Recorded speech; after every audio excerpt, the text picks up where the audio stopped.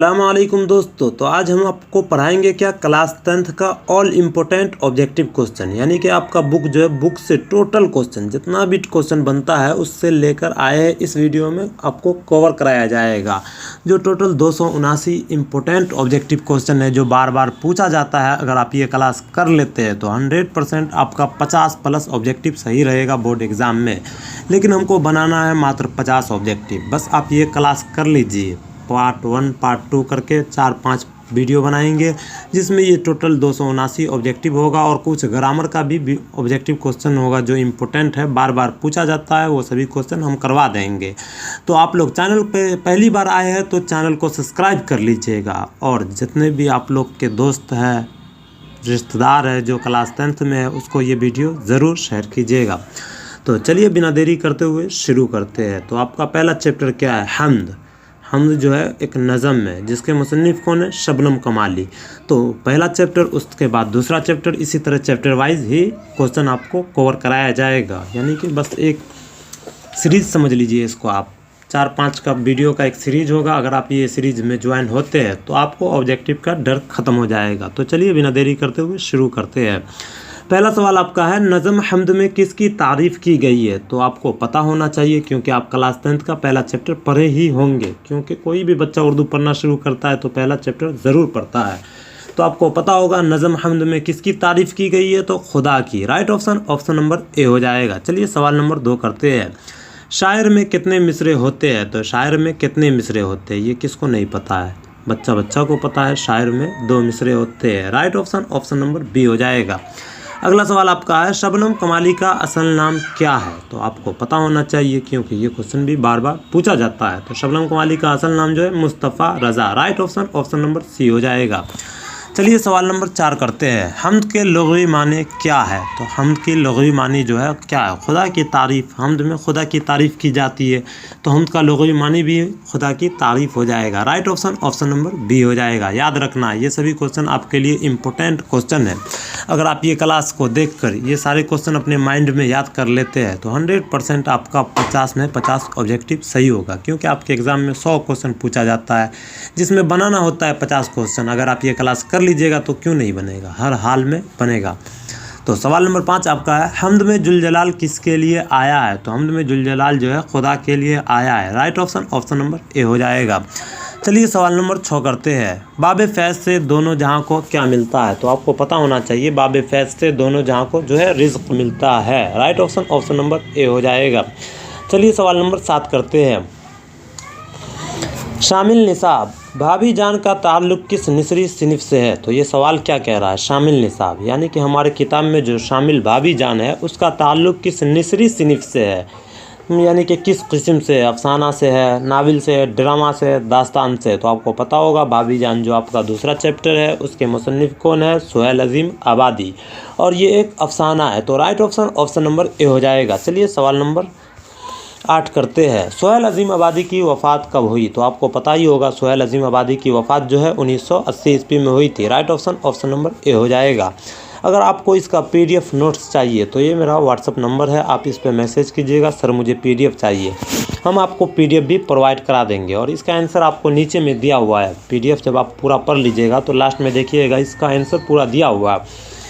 आप इसको प्रिंट भी करा सकते हैं। कितना पेज है? मात्र 23 पेज का है। अगर आप इसको प्रिंट करवाने जाइएगा तो 30 से 35 रुपये में प्रिंट हो जाएगा। तो उसके बाद आप लोग इसको आराम से पढ़ लीजिएगा, फिर आपको याद ही हो जाएगा। तो उम्मीद है अगर आप लोग क्लास करना चाहते हैं और क्लास 10th में अच्छा से अच्छा रिजल्ट लाना चाहते हैं तो इस वीडियो को ज़रूर शेयर कीजिएगा।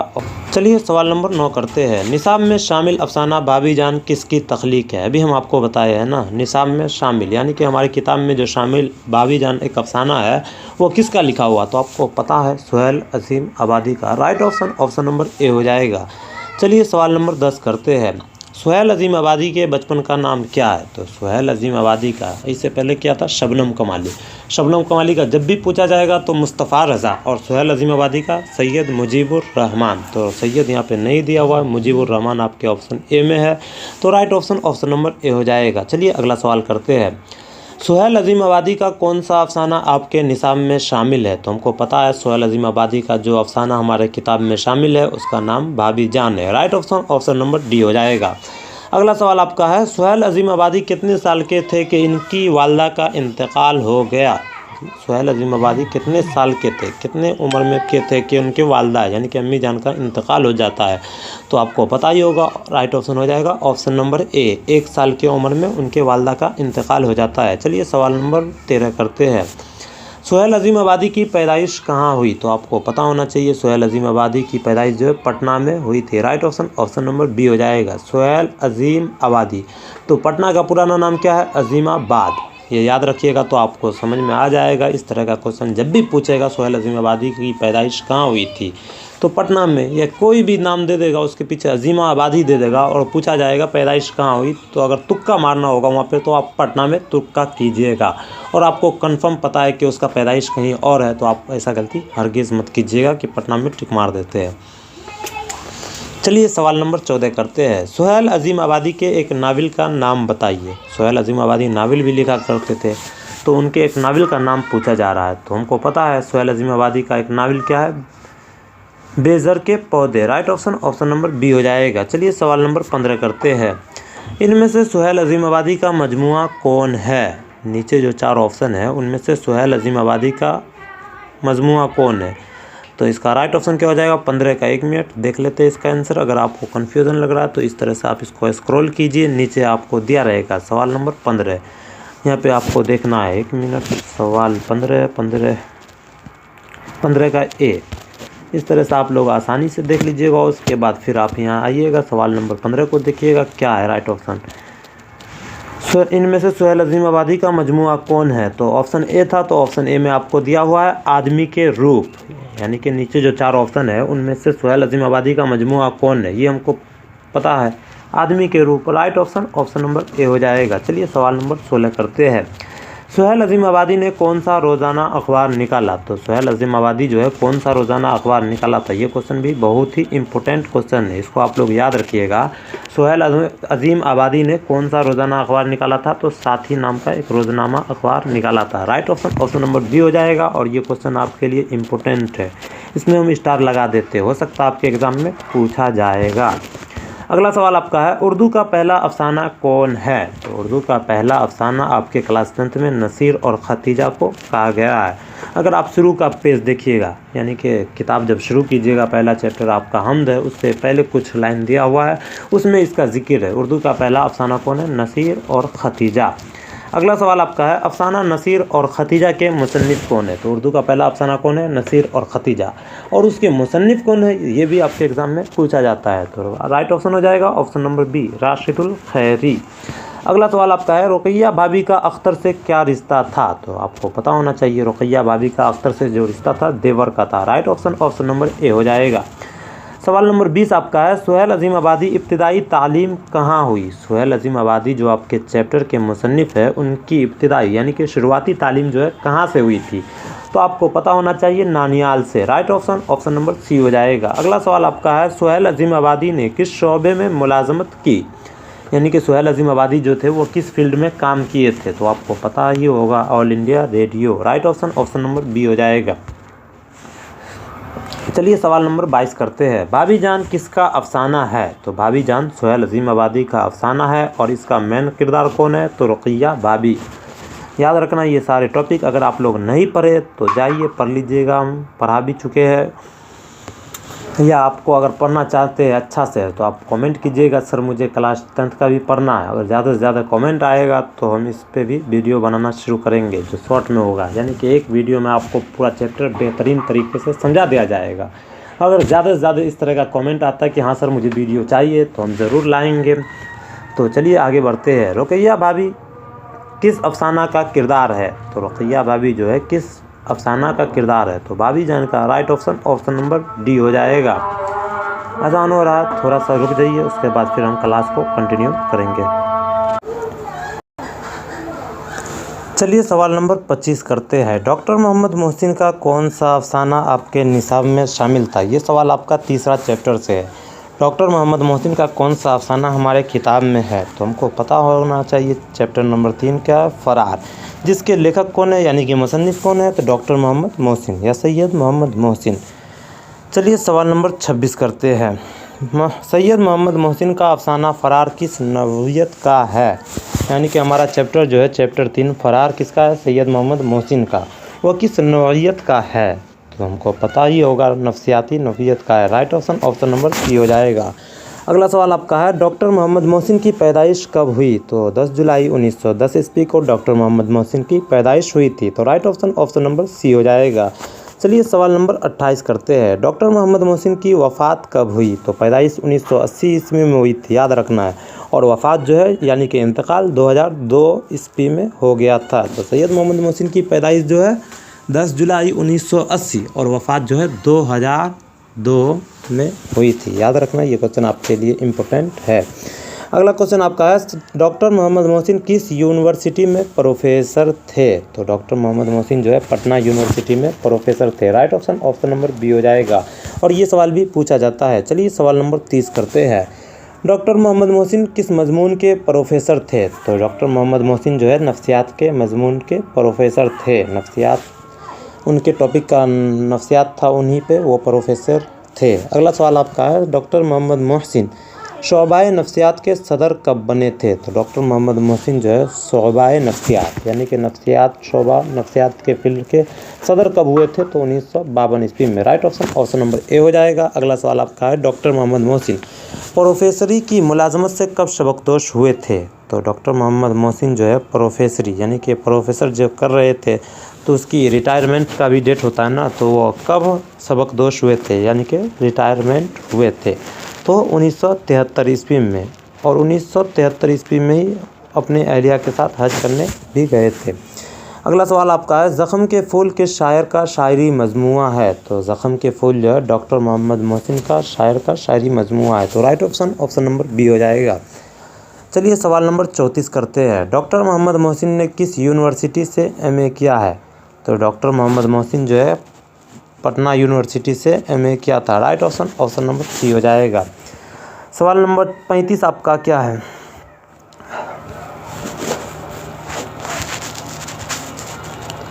महमूद की अहलिया का क्या नाम है? यानी कि ये जो आपका चैप्टर है चैप्टर नंबर 3 फरार, उसी में महमूद का मरकज़ी किरदार है। तो महमूद का कहानी भी आप लोग को पता ही होगा। तो महमूद की अहलिया का नाम जो है क्या है वो आपसे पूछा जा रहा है, तो आपको पता होना चाहिए। इसका राइट ऑप्शन नंबर सी हो जाएगा, ज़ुबैदा। महमूद की अहलिया का नाम ज़ुबैदा। चलिए सवाल नंबर 36 करते हैं। अफसाना फरार में महमूद का एक दोस्त है, उसका नाम क्या था? अफसाना फरार जो सैयद मोहम्मद मोहसिन का अफसाना है उसमें मरकज़ी किरदार कौन है? महमूद है। और महमूद का एक दोस्त रहता है, उसका नाम क्या है? अजीम। राइट ऑप्शन नंबर ए हो जाएगा। चलिए अगला सवाल करते हैं। किस अफसाना निगार का ताल्लुक़ वबस्तान अजीम आबाद से है? यानी कि किस अफसाना निगार का ताल्लुक़ वबस्तान अजीम आबाद से है? तो सैयद मोहम्मद मोहसिन और निगार अजीम।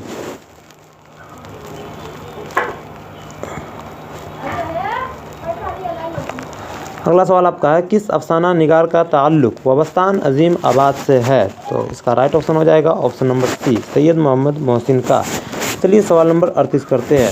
फ़रार किसका अफसाना है? तो फ़रार जो है डॉक्टर मोहम्मद मोहसिन कहिए या सैयद मोहम्मद मोहसिन कहिए। तो राइट ऑप्शन नंबर सी हो जाएगा, डॉक्टर मोहम्मद मोहसिन का अफसाना फ़रार है। अगला सवाल क्या है? डॉक्टर मोहम्मद मोहसिन की पैदाइश किस शहर में हुई थी? तो 10 जुलाई 1910 ईस्वी को कहाँ हुई थी? पटना में हुई थी। किसकी पैदाइश? डॉक्टर मोहम्मद मोहसिन की। चलिए सवाल नंबर 40 करते हैं। कमर जहाँ के एक अफसानवी मजमूए का नाम बताइए। कमर जहाँ का एक अफसानवी मजमुआ है उनका नाम पूछा जा रहा है। तो कमर जहाँ का अफसानवी मजमुआ अनोखी मुस्कुराहट। राइट ऑप्शन नंबर ए हो जाएगा। अगला सवाल आपका है, कमर जहाँ की पैदाइश कब हुई? ये टोटल क्वेश्चन अभी जो क्वेश्चन हो रहा है वो सब चौथा चैप्टर का है। कमर जहाँ की पैदाइश जो है तकरीबन 1951-52 में हुई थी। तो राइट ऑप्शन नंबर बी हो जाएगा, 1952 ईस्वी में। अगला सवाल आपका है, कमर जहाँ का ताल्लुक़ बिहार के किस ज़िला से है? तो हमको पता होना चाहिए कमर जहाँ का ताल्लुक़ जो है बिहार के बुजुर्गद्वार ज़िला समस्तीपुर से। राइट ऑप्शन नंबर सी हो जाएगा। चलिए सवाल नंबर 43 करते हैं। अफसाना कटी हुई शाख के अफसाना निगार कौन है? तो चौथा चैप्टर जो है हमारा अफसाना है और उसका नाम क्या है? कटी हुई शाख। उसके अफसाना निगार यानी कि मुसन्निफ कौन है? कमर जहाँ। Right option option number A हो जाएगा। चलिए सवाल नंबर 44 करते हैं। कमर जहाँ ने एमए पीएचडी की तालीम कहाँ से हासिल की थी? कमर जहाँ जो है एमए और पीएचडी की तालीम भागलपुर यूनिवर्सिटी से हासिल की थी। Right option option number C हो जाएगा। चलिए सवाल नंबर 45 करते हैं। कमर जहाँ का पहला अफसाना कौन है? तो कमर जहाँ का पहला अफसाना जो है जुनून वफा है। Right option option number C हो जाएगा। अगला सवाल आपका है, कमर जहाँ ने अपनी तदरीसी कैरियर का आगाज़ किस कॉलेज से किया? तो कमर जहाँ जो है अपनी तदरीसी कैरियर का शुरुआत जो है किस कॉलेज से किया था? सुंदरवती महिला कॉलेज भागलपुर से। Right option option number B हो जाएगा। सुंदरवती महिला कॉलेज भागलपुर। याद रखना ये क्वेश्चन भी आपके लिए इम्पोर्टेंट क्वेश्चन है। अगला सवाल आपका है, अफसाना निगारी के अलावा कमर जहाँ की अदबी मसरूफियत और क्या है? अफसाना निगारी तो करते ही थे, इनके अलावा कमर जहाँ की अदबी मसरूफियत यानी कि किस चीज़ में फेमस थे? तो तनकीदी मजमून निगारी। Right option option number B हो जाएगा। चलिए अगला सवाल करते हैं। अफसाना कटी हुई शाख एक ही मर्द किरदार है, उसका नाम बताइए। अफसाना कटी हुई शाख जो आपका चैप्टर है उसमें एक ही मर्द किरदार है। पूरे चैप्टर में एक किरदार ऐसा है जो मर्द है, उनका नाम क्या है ये आपसे पूछा जा रहा है। तो right option option number C हो जाएगा। असद। देखिए असद भी है लेकिन हमको टिक किस में करना है? ऑप्शन नंबर सी, अलिफ सीन दाल वाला जो असद होगा उसमें हमको सही टिक करके आना है। चलिए अगला सवाल करते हैं। एक प्रोफेसर होने की हैसियत से कमर जहाँ किस ओहदे तक पहुँची? कमर जहाँ जो थे एक प्रोफेसर होने की हैसियत से कहाँ तक पहुँची थी? सदर शोबा Urdu. Right option option number A हो जाएगा, यानी कि उर्दू शोबा उर्दू फील्ड का सदर बने थे। तो अगला सवाल आपका है, कमर जहाँ के वालिद का नाम क्या है? को लिखा गया यहाँ पे लेकिन होना चाहिए कमर जहाँ के वालिद का नाम क्या है? तो Syed Ataul Haq. Right option option number C हो जाएगा। अगला सवाल आपका है, निगार अजीम का कौन सा अफसाना आपके निसाब में शामिल है? तो निगार अजीम का जो अफसाना हमारे निसाब में शामिल है उसका नाम है कटी हुई शाख। Right option option number B हो जाएगा। चलिए सवाल नंबर 52 करते हैं। निगार अजीम का असल नाम क्या है? ये आपका 5वां चैप्टर से है। निगार अजीम का असल नाम जो है Malka Mehr Nigar. Right option option number B हो जाएगा। चलिए सवाल नंबर 53 करते हैं। निगार अजीम की पैदाइश कब हुई थी? तो निगार अजीम की पैदाइश जो है आपके किताब में नहीं दिया हुआ है, तो इसलिए हमको टिक किस में करना है? इनमें से कोई नहीं। Right option option number D हो जाएगा। निगार अजीम की पैदाइश कब हुई? इनमें से कोई नहीं। चलिए सवाल नंबर 54 करते हैं। निगार अजीम के सफ़रनामा का क्या नाम था? तो निगार अजीम के सफ़रनामा का नाम है Gardo Awargi. Right option option number B हो जाएगा। अगला सवाल आपका है, निगार अजीम ने पीएचडी किस यूनिवर्सिटी से किया था? तो जामिया मिल्लिया इस्लामिया से। Right option option number B हो जाएगा। सवाल नंबर 56 आपका है, निगार अजीम के पहले अफसानवी मजमूए का क्या नाम था? निगार अजीम के पहले अफसानवी मजमूआ जो था उसका नाम क्या था? अक्स। आइन काफ सीन अक्स, इस तरह से आपके ऑप्शन में दिखेगा तो उसमें आपको टिक करना है। Right option option number C हो जाएगा।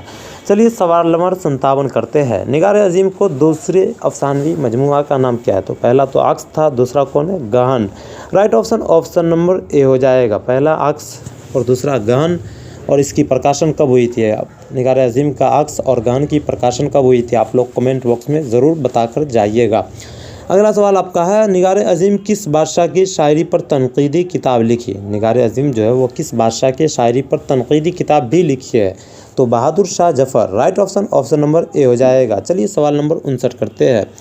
अफसाना आशियाना में मरकज़ी किरदार कौन है? तो अफसाना आशियाना में जो मेन किरदार है वो कौन है? Barkat Ali Siddiqui. Right option option number A हो जाएगा। चलिए सवाल नंबर 60 करते हैं। सिराज अली बरकत अली का रिश्ता में कौन था? सिराज अली जो है वो बरकत अली का रिश्ता में कौन था? तो आपको पता होना चाहिए बेटा। सिराज अली जो है बरकत अली का बेटा थे और उनकी शादी हो गई थी तो वो बाहर रहने लगे थे। उसके बाद वो अपने अब्बू और अम्मी को भी वहाँ ले गए थे, लेकिन वहाँ उनकी इतना ज़्यादा खिदमत होने लगा कि उनकी वालदा जो है सिराज की वालदा, उनका मन करने लगा कि हम भी कुछ काम करें, लेकिन उनके बेटे और बहू उनको काम करने नहीं देते थे। इसलिए उसका मन वहाँ से भर गया कि हम यहाँ पे क्या कर रहे हैं, फ्री का खा रहे हैं। फिर वो वापस अपने आशियाना की तरफ लौट आए थे। ये पूरा चैप्टर आपका है, अगर आप नहीं पढ़े हैं तो कमेंट बॉक्स में ज़रूर बताइएगा, हम आपको ज़रूर पढ़ा देंगे, और जो पढ़े हैं उसको तो पता ही होगा। चलिए सवाल नंबर 61 करते हैं। ग्लोबल वार्मिंग कैसा मसला है? तो ग्लोबल वार्मिंग जो है एक संगीन मसला है। Right option option number C हो जाएगा। सवाल नंबर 62 आपका क्या है? आशियाना किसकी तख्लीक है? तो हमको पता है आशियाना जो है निगार अजीम का लिखा हुआ है, तो right option option number B हो जाएगा। अगला सवाल आपका है, ज़मीन के दर्जा हरारत में जो औसत इजाफा हो रहा है उसे क्या कहते हैं? यानी कि ज़मीन के दर्जा हरारत मतलब होता है टेम्परेचर, तमाज़त अर्ज़ी टेम्परेचर, उसको दर्जा हरारत कहा जाता है। तो ज़मीन के टेम्परेचर में जो औसत इजाफा हो रहा है उसे हम कहते हैं global warming. Right option option number B हो जाएगा। चलिए सवाल नंबर 64 करते हैं, कार्बन डाइऑक्साइड गैस में कितना इजाफा हुआ? तो कार्बन डाइऑक्साइड गैस में 31% इजाफा हुआ था। Right option option number B हो जाएगा। चलिए अगला सवाल करते हैं, निज़ाम शमसी में ज़मीन की हैसियत क्या है? तो निज़ाम शमसी में ज़मीन की हैसियत जो है सैयारा है। Right option option number A हो जाएगा। और ये क्वेश्चन आपके लिए इम्पोर्टेंट क्वेश्चन है, ये क्वेश्चन भी आपके एग्ज़ाम में बार बार पूछा जाता है। अगला सवाल आपका है, बाल विज्ञान कॉन्फ्रेंस कब मुनक़िद हुआ था? तो बाल विज्ञान कॉन्फ्रेंस जो है कब हुआ था? 2007 ईस्वी में हुआ था। Right option option number A हो जाएगा। चलिए सवाल नंबर 67 करते हैं, ग्लोबल वार्मिंग कॉन्फ्रेंस में कौन मशहूर साइंसदान शरीक हुए थे? ग्लोबल वार्मिंग पर एक कॉन्फ्रेंस हुआ था, उसमें कौन मशहूर साइंसदान शरीक हुए थे? तो आपको पता ही होगा APJ Abdul Kalam. Right option option number C हो जाएगा। चलिए सवाल नंबर 68 करते हैं, बाल विज्ञान कॉन्फ्रेंस 2008 ईस्वी में भारत के किस शहर में हुआ था? तो बाल विज्ञान कॉन्फ्रेंस जो है 2008 ईस्वी में भारत के किस शहर में हुआ था? दीमापुर के शहर में। Right option option number C हो जाएगा। अगला सवाल आपका है, सर सैयद ने किस यूनिवर्सिटी से खाका कब पेश किया? सवाल आपका है, सर सैयद ने किस यूनिवर्सिटी से खाका कब पेश किया? इसका आंसर आप लोग कमेंट बॉक्स में बताइएगा। अगर नहीं बता पाइएगा तो इसका आंसर हम आपको लिखकर कमेंट बॉक्स में दे देंगे और उसको पिन कर लेंगे, जहां से आप लोग देख लीजिएगा। इसके आंसर में मुझे भी थोड़ा सा डाउट लग रहा है, अगर हम गलती बता देंगे तो आप लोग गलती याद कर लीजिएगा। इससे अच्छा होगा कि आप कमेंट बॉक्स पढ़िएगा, उसमें जो कमेंट आपको पिन किया हुआ नज़र आएगा, यानी कि सबसे ऊपर जो कमेंट दिखेगा वो इसका सही आंसर रहेगा।